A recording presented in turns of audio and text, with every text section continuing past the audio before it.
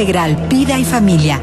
Hola, ¿en qué puedo ayudarle? Somos terapeutas, médicos y familiares. En las últimas semanas me he sentido con mucho cansancio. Salud Integral, Vida y Familia. El consultorio está abierto a partir de ahora. Iniciamos. Salud Integral, Vida y Familia es un programa del Colegio Médico de Querétaro para todos. Buena tarde. Gracias por permitirnos entrar en la intimidad de sus hogares, de su trabajo, de sus vehículos. Iniciamos con este programa de Salud Integral, Vida y Familia y Colegio Médico de Querétaro. Todas las entrevistas son con médicos colegiados y certificados, expertos en su especialidad que con mucha generosidad nos comparten sus conocimientos. El objetivo es que ustedes se empoderen y cuiden su salud.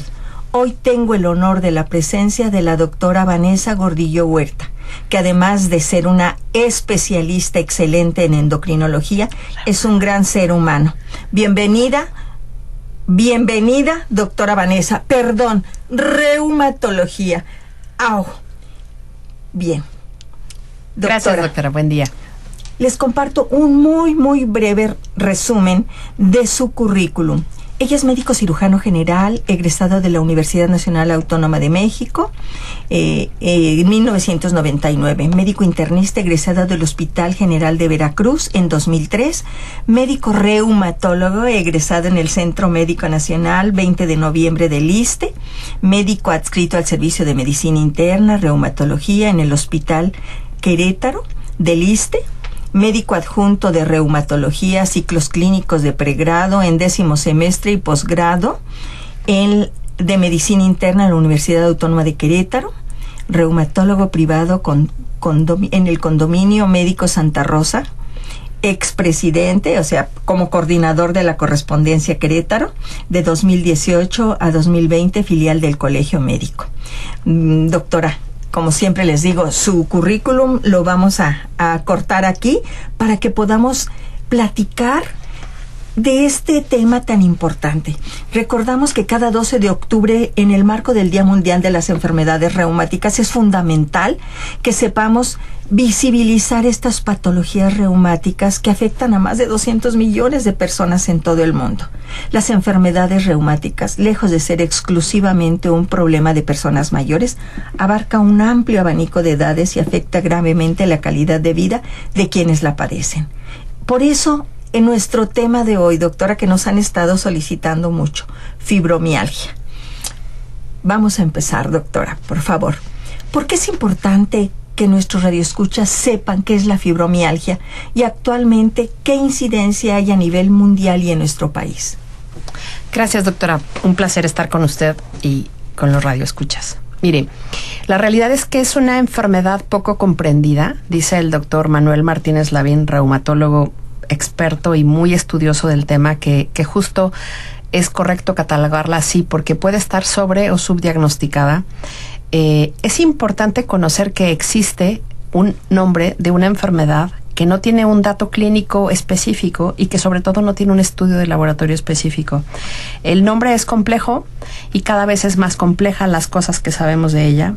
Y es una enfermedad muy frecuente, más o menos hay una afectación entre el 5 y el 8% de la población mundial. Es mucho más frecuente en mujeres. Sin embargo, hay estudios donde dicen que los hombres tienen un gran porcentaje, pero son los que menos se acercan a las consultas médicas por pena, por cuestiones de tradición, etcétera. Pero la relación de hombre a mujer puede ser hasta del 2:1. Y puede afectar prácticamente a cualquier edad. Puede ser alguna manifestación desde la adolescencia. Obviamente es un diagnóstico complejo porque es de exclusión, pero es más o menos la prevalencia. Y es muy importante conocerla porque a veces los estudios salen todos negativos y le dicen no tiene nada. Y entonces el paciente se siente muy estigmatizado porque no tiene nada, pero le duele todo, ¿no? Exacto. Doctora, ¿y cuáles son los principales signos y síntomas que da esta fibromialgia? Mire, es una enfermedad compleja porque es la segunda enfermedad reumática más frecuente en el aspecto no inflamatorio ni autoinmune. Si bien hay algunos datos que obviamente apoyan y cada vez más estudios que probablemente el sistema inmunológico tenga cierto compromiso. Los signos pueden ser tan diversos como órganos y sistemas tenemos, pero hay hay algunos que son prevalentes. Especialmente los pacientes sienten me duele todo, hay fatiga, hay cansancio, ronda mucho el desánimo, puede acercarse mucho a una sintomatología similar a la depresión, pero habitualmente hay componente orgánico, como sensaciones de pronto de trastornos funcionales digestivos. Habitualmente el paciente tiene un mal sueño, un sueño no reparador, ya sea corto o ya sea correcto en tiempo, pero poco reparador. Entonces, casi siempre lo que yo podría decir que ejemplifica esto es el paciente llega y ¿por qué viene usted? Porque me duele todo. Eso es un poco quizá muy ambiguo, pero el me duele todo y que a veces no identifican exactamente en dónde. Se caracteriza por algo que médicamente le llamamos alodinia y significa que a un estímulo no doloroso el paciente tiene una percepción dolorosa extrema. Tan simple como un saludo de mano, pueden sentir que les rompen la mano, o tan intenso como un abrazo y pueden sentirse muy adoloridos después de él, ¿no? Sin duda, doctora, el que les digamos no tiene nada porque no es objetivo, es desalentador, pero ellos sí sienten, sí. Y nosotros tenemos que tener esa conciencia de que sí tienen algo y creerles ese dolor porque no es inventado. Doctora, ¿qué grado de discapacidad ocasiona la fibromialgia? Puede ser tan incapacitante desde el día a día laboral, donde no hay un rendimiento integral, donde el paciente va con desgano, donde cuando su jornada laboral no ha terminado y ya se sienten exhaustos a la mitad de la jornada, hasta de pronto tener una limitación funcional mecánica de no poderse levantar y no poder realizar cosas cotidianas como preparar el desayuno para la familia. O en algunas ocasiones la realidad es que eso puede ser a veces bien complejo, porque gente que requiere a lo mejor una justificación de su incapacidad, pues llegan a un servicio de urgencias y no tienen fiebre, sus signos vitales son normales, los tocan y no están inflamados, se puede medir y no hay una inflamación, pero ellos refieren dolor, discapacidad. Y la causa de esto es que hay una mala regulación del sistema nervioso central. O sea, habitualmente en las enfermedades hay un órgano blanco donde se detona la enfermedad. Es decir, si estás enfermo del corazón, pues si hay una forma de detectar, se escucha, se puede identificar a través de algún estudio. En la fibromialgia no lo hay, pero habitualmente hay historias.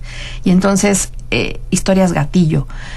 Cuando me hablaba de los síntomas, quizá valga la pena decir que casi siempre, si no hay un estudio y si no hay cómo medir y si el paciente llega a lo mejor orgánicamente bien, de hecho muchos pacientes se enojan porque les dicen, pues usted se ve bien, y ellos dicen, no estoy enfermo de la cara, ¿no? Entonces, medir el dolor siempre ha sido una escala muy subjetiva. Claro. Pero habitualmente hay una historia muy característica que hace el combo diagnóstico. Habitualmente decimos que hay algunos gatillos, tan dolorosos como un accidente automovilístico, un duelo no bien llevado o no resuelto, alguna cuestión traumática física como un accidente, como una fractura, como una violación. Habitualmente se relaciona a un gatillo traumático, percibido al menos de manera traumática. Y eso puede generar un desorden en el sistema nervioso central, en la percepción del dolor. Sabemos que hay probablemente alguna alteración en algunos neuromoduladores, y estos neuromoduladores generan diferencia en su medición, y entonces eso a veces mantiene al paciente en insomnio o mantiene al paciente con hiperquinesia, querer hacer todo pero no poder rendir para hacer todo.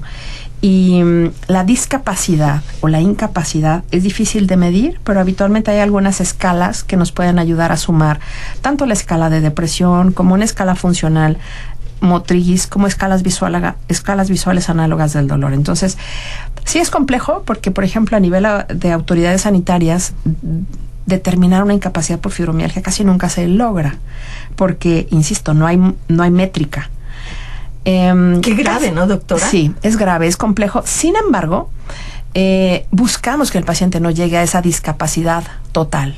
Buscamos las soluciones para que se reintegre y para que se reduque esa pérdida del sistema nervioso, tanto central como autónomo, porque hay veces que estas percepciones de taquicardia o de distensión abdominal son muy referidas por los pacientes, ¿no? O las y los pacientes. Son complejos, pero sí puede llegar a dar discapacidad. Siempre somos positivos, sobre todo a veces el bienestar inicia cuando el paciente recibe un diagnóstico, cuando sabe que no está inventando y cuando sabe a veces el origen. A veces hay que profundizar demasiado para encontrar el origen, pero casi siempre hay un gatillo, y si armamos el rompecabezas diagnóstico, habitualmente lo encontramos, porque ese es el gatillo que hay que trabajar, más todo lo que generó el desorden del sistema nervioso autónomo. Excelente, doctora, excelente. ¿Y cuáles son los criterios diagnósticos actuales que nos comparta sobre esta enfermedad? Mire, fundamentalmente es un diagnóstico de exclusión, y es complejo porque no debe existir algo más. Por ejemplo, hay veces que llegan con una fatiga extrema, con sensación de abotagamiento, y sorpresa, este adormecimiento, esta alteración del peso, por ejemplo, pues a veces es por hipotiroidismo. Entonces, es un diagnóstico de exclusión. Los criterios diagnósticos son clínicos 100%. No hay un laboratorio que nos ayude, pero sí requerimos algunos laboratorios para excluir que el paciente no es diabético, que el paciente no tiene hipotiroidismo, que no tiene una disfunción o alteración endocrina importante como el climaterio, que es complejo, como la andropausia, que es compleja y a veces poco estudiada o poco abordada. Es decir, que no existen situaciones orgánicas que empeoren. Ahora, cabe decir que algunos pacientes, por ejemplo, pueden tener una enfermedad inflamatoria articular bien establecida, como artritis reumatoide, y desarrollar de manera secundaria una fibromialgia, porque a lo mejor están muy bien controlados de lo inflamatorio, a lo mejor no hay medición de inflamación en sus estudios, pero a ellos les sigue doliendo todo. Y entonces el dolor crónico habitualmente hace esta mala regulación del sistema nervioso central y el dolor. Es decir, ante un estímulo doloroso se percibe como muy doloroso, y obviamente casi siempre el paciente va acompañado con algún familiar donde acusa un poco como de exageración o como de sobreactuación del diagnóstico. Entonces, el familiar acompañante. Sí, es muy frecuente. Entonces, los criterios son clínicos. Antes solo tocábamos algunas zonas de inserción tendinosa que les llamamos gatillo. Por definición fueron 18, 9 del lado izquierdo, 9 del lado derecho, y si el paciente tenía más de 11, pues decíamos cumple criterios dolorosos.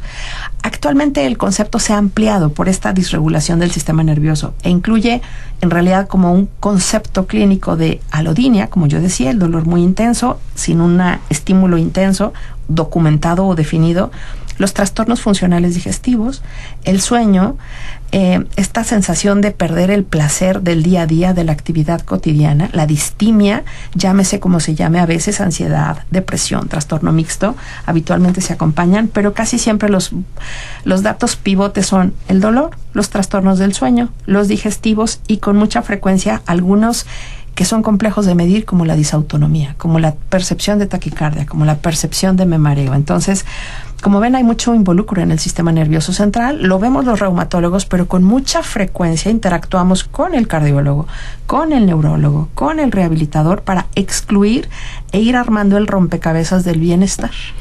Estoy entendiendo, doctora, que definitivamente este es un diagnóstico clínico, pero para llegar a esa exclusión estamos obligados los médicos de primer nivel de atención a enviar estudios y ya mandar a nuestro paciente, derivarlo cuando todo nos sale dentro de parámetros normales. Y esto pierde un poquito uno de tiempo, y si es a nivel privado, también es un gasto, claro, doctora. Entonces, qué lamentable, pero sí es muy importante que todos los médicos nos documentemos y tengamos las mayores herramientas para poder, con uno u otro estudio que por la edad tengamos que derivarnos hacia ese tipo de estudios de laboratorio, de gabinete, ya hacerle a la brevedad al paciente el diagnóstico y derivarlo con ustedes, los reumatólogos. Justamente creo que como médicos es un reto clínico, porque justo sí, a veces el reto es tener el tiempo, tanto en privado como en institución, tener la empatía y tener la astucia también de, a veces el diagnóstico uno lo puede sospechar desde cómo caminan, desde la mirada, desde el lenguaje. Esta frase de me duele todo, nadie me entiende, he pasado por 10 médicos, traen 2 kilos de estudios todos normales. Es casi una condición sine qua non. Yo creo que el reto médico es clínico. Hay que solicitar algunos estudios básicos, a veces se sobresolicitan y son cosas muy caras, a veces llegan con electromiografías, resonancias, tomografías, y todas son normales, y el desgaste económico y emocional es muy intenso. Entonces, yo diría que antes que pedir miles de estudios, hacer un buen interrogatorio, Clínicamente hay cosas fáciles de excluir y a veces cosas muy puntuales como un marcador de inflamación, como una glucosa, como un perfil tiroideo. Es que depende, ¿no? Si el paciente es obeso, claro, si el paciente es fumador, claro, si la paciente a luces se ve que hay cierta ansiedad. Uno identifica muy claro el perfil, cómo hablan, clínico, cómo te describen las cosas. Insisto, no hay que estigmatizar, claro, pero hay que sospechar. Claro. Y hay que contemplar que puede ser una fibromialgia pura o a veces asociada a una enfermedad. Llámese artritis reumatoide, llámese hipotiroidismo, llámese diabetes, ¿no? Y ahora con tantos problemas emocionales que tenemos, pues así es, hay que contemplar y hay que discernir realmente, porque a veces ellos dicen, ¿no? Tengo muchos pacientes que me dicen, bueno, pero esto fue por la fibromialgia, no por la artritis, porque me estresé. Y entonces a veces ellos hay que enseñarles a identificar los gatillos. Y casi siempre, insisto, esto lleva tiempo y preguntas y tocar la clínica. Créame que ahí está el diagnóstico, porque sí es triste que lleguen con 2 kilos de estudios y además uno los tiene que revisar, ¿no? Y porque con es muchísimos medicamentos. Y a veces, doctora. exacto. Sí, con muchísimos medicamentos. Doctora Vanessa, ¿hay algún biomarcador que los investigadores estén explorando para facilitar el diagnóstico? Sí, doctora, la verdad es que sí. Siempre hemos debatido si esto tiene que ver con la autoinmunidad o no, porque por ejemplo ha habido casos muy documentados donde tienen a lo mejor algún gatillo donde se relaciona post infección, post COVID por ejemplo, post vacunal, y no es que las vacunas sean malas, todo claro, lo contrario, pero despiertan una respuesta inmunitaria. Entonces, hay algunas líneas de investigación sobre su origen, si tiene algún gatillo infeccioso o proteínico del virus o proteínico de las vacunas. Insisto, ojo, quiero dejar muy claro que las vacunas jamás serán un problema, pero alguna respuesta, por ejemplo, alguna cirugía, alguna colocación de implantes mamarios, algún agente externo que pudiera detonar. Eso hay una gran línea de investigación. Una gran línea de investigación, y creo que hacia allá vamos, es el hallazgo de algunas neuropatías de fibras pequeñas, y se han documentado electromiografías por biopsias de piel, donde pareciera que ahí pudiéramos encontrar la explicación al por qué la alodinia, al por qué cuando los tocan sienten que los rompen. Y por otro lado, en el sistema nervioso central, el hallazgo de algunos cambios en el metabolismo de los ganglios cerebrales, ganglios dorsales les llamamos. Podría ser que ahí haya alguna respuesta, algún metabolismo alterado y que en algún momento podría regularse farmacológica o no farmacológicamente. Pues qué interesante, doctora. Nos falta mucho por seguir conociendo de esta enfermedad tan compleja y tan desgastante en todos sentidos. Ya usted nos afirmó una de las preguntas que nos han hecho nuestros pacientes. ¿Qué tiene que ver la salud mental con la fibromialgia? Y ya usted nos lo dijo, ¿no? Esa depresión, porque no me entienden, porque todo me duele, porque no disfruto mi vida, bla, bla. Entonces, ese tema ya quedó comprendido, de que no es porque estés deprimido, es parte de. Así es. Es parte de. Doctora, ¿cuáles son los enfoques de tratamiento actuales que se han observado son los más efectivos para la fibromialgia? Pues es todo un tema, doctora, porque se ha trabajado mucho más en las terapias no farmacológicas, porque las farmacológicas casi siempre tienen alguna limitante. Por ejemplo, si estamos hablando de la regulación del dolor o de la regulación del sistema nervioso central, pues a lo mejor lo clásico es dar algún analgésico, a veces esteroides, lamentablemente, que están totalmente fuera de lugar en estas enfermedades, pero con mucha frecuencia fármacos que actúan en sistema nervioso central, que son maravillosos porque pueden atenuar el dolor, pero también con mucha frecuencia tienen eventos adversos, somnolencia, trastornos digestivos, justo, casi siempre lo que le des al paciente a veces no le cae bien. Es frustrante como médico y es frustrante como paciente, pero justo a veces tratamos de dar lo menos posible, ayudar a las crisis, a dar relajantes musculares, a veces ayudamos a dar algunos inductores del sueño, a veces ayudamos a algunos reguladores del sistema nervioso central. Entonces, fundamentalmente ese es el enfoque. Pero el enorme enfoque, y suele ser el más exitoso, es el identificar el gatillo, trabajar en psicoterapia, movimiento, todos estos ejercicios y las disciplinas orientales del tai chi, yoga a veces es un poco más intenso, pero tai chi, meditación, mindfulness, todo esto que está tan de moda, que en realidad quizá yo creo que no es la moda, sino es como regresar a lo básico, pienso. Cierto. Justo se ha encontrado, y hay muchísimas publicaciones, de la reeducación de las vías del dolor y de la reeducación del sistema nervioso central. Cuando el paciente se vuelve consciente del origen del dolor, consciente del gatillo del dolor, lo trabaja, lo expresa y lo regula, a veces, insisto, con meditación, con respiración, con psicoterapia, a veces, claro, con psicofármacos, lo logra. Por otro lado, el movimiento gentil, el ejercicio está comprobadísimo que genera secreción de estimulantes positivos para el dolor. Estas endorfinas. Así es. Y entonces todos los pacientes te dicen, o sea, el primero hay que sacarlos de la cama del dolor, por supuesto, pero después hay que animarlos a, vamos, haga ejercicio. Y entonces ellos dicen, sin duda, el día que no voy al ejercicio me siento fatal. Entonces, la terapia no farmacológica es la más trabajada.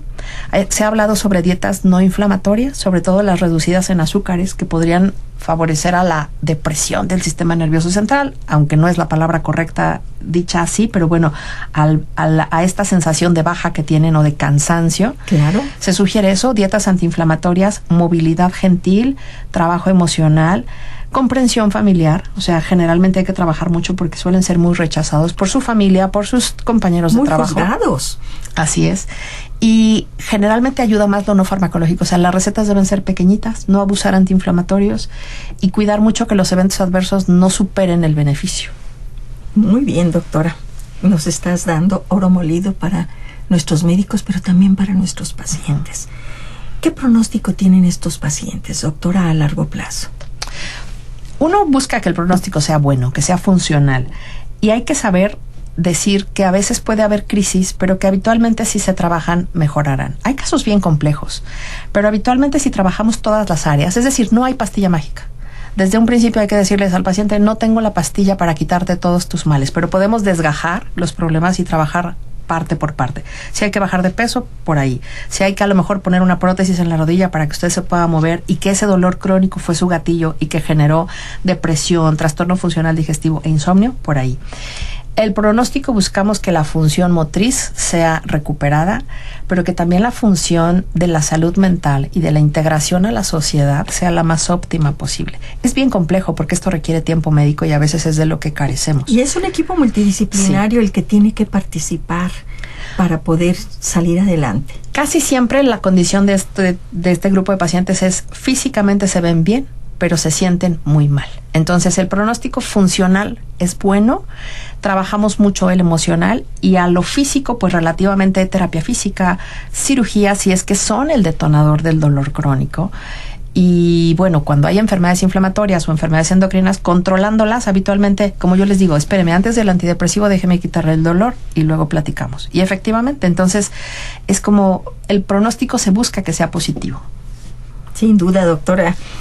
Yo quiero comentar que en Querétaro tenemos un excelente grupo de médicos reumatólogos y que, por cierto, doctora, son muy generosos. Me gustaría mucho que nos platicara a todos qué evento tienen ustedes, esta correspondencia, que es un colegio de reumatólogos queretanos que son filial del Colegio Médico de Querétaro y que el próximo sábado 11 van a tener un evento para el público, para los pacientes y sus familiares. Por favor, doctora, compártanos eso. Pues cada 12 de octubre se conmemora el Día Nacional de las Enfermedades Reumáticas. La artritis reumatoide es una protagonista y entonces en diferentes estados se celebra, se conmemora, se hace extenso el conocimiento de estas enfermedades porque creemos que el paciente cuando sabe pues lo puede resolver mejor. Y en esta ocasión en el Colegio Médico de Querétaro el día sábado 11 de octubre a partir de las 9 de la mañana hasta las 14 horas habrá un grupo de reumatólogos jóvenes muy entusiastas. Somos alrededor de 25 reumatólogos en Querétaro y bueno, ahora el grupo joven que coordina es realmente entusiasta, capaz y muy propositivo. Y no solo se mencionarán ponencias reumatológicas, sino se abre este abanico de apoyo dermatológico, apoyo nutricional, sobre las vacunas, sobre tantos mitos que hay, pero que obviamente son nuestros grandes aliados para controles de complicaciones. Y entonces se busca un diálogo con lenguaje sencillo, a través de expertos hacia los pacientes y sus familiares. Es gratuito y pues ojalá que puedan asistir. Muchísimo se hace año con año. Siempre es el segundo sábado, casi siempre. Creo que este es el segundo o tercero. Este va a ser el tercero, me parece. En fin, siempre es el segundo sábado. Se celebra el segundo domingo, pero se realiza una actividad siempre. Y si por ahí alguien nos está escuchando en otro estado, pues hay que buscar su filial. El Colegio Mexicano de Reumatología tiene una página que se llama Colmex Reuma y a través de ella pueden encontrar diversas actividades y a veces diversas cápsulas gratuitas vía internet donde se expresan no solo este tema, sino muchos. Y obviamente también ahí pueden encontrar a los reumatólogos certificados. Doctora, pues sin duda estos eventos ayudarán mucho a mejorar la calidad de vida de los pacientes al empoderarnos en el conocimiento de su enfermedad y a sus familiares. Pues muchísimas gracias, querida doctora Vanessa, y a todos los médicos reumatólogos por su generosidad, por esta organización que tienen para brindar al público en general, doctora. Y yo les digo, amigas, amigos, el dolor te puede empequeñecer. Es fundamental que recuerdes que en medio del dolor y de todo esto que te está arrebatando, tú eres suficiente, tal como eres, y son dignos de amor y de bondad, primero por ustedes y también por quienes los rodean. Bien, doctora, muchas gracias nuevamente. Gracias a ustedes. Por hoy es todo, amigos. Gracias a RTQ por este espacio que valora nuestra salud. Yo soy la doctora Irma Quintanilla González, especialista en medicina familiar y terapeuta familiar. Si Dios nos presta vida y ustedes nos acompañan, será un placer conectarnos en una semana con otra interesante entrevista. Salud Integral, Vida y Familia. Cierra su consultorio por hoy. Los esperamos la próxima semana. Conectando con tu bienestar. Salud Integral, Vida y Familia es un programa del Colegio Médico de Querétaro para todos.